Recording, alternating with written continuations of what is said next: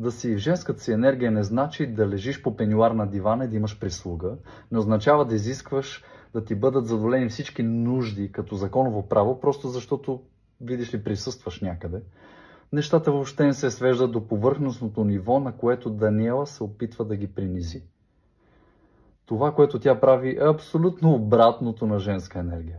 Даниела се държи като един хъслър, буквално като човек, готов да обърне света, за да получи онова, което иска. Като продавач на недвижими имоти, който ти звъни за пети път, обяснявайки ти колко комуникативно е мястото.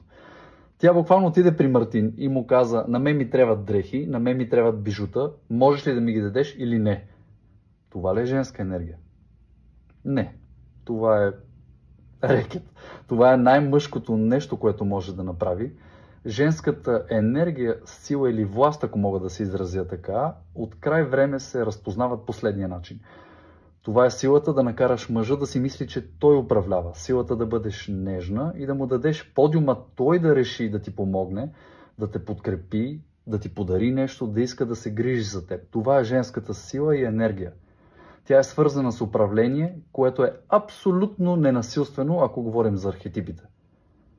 Това, което Даниела прави, е точно обратното.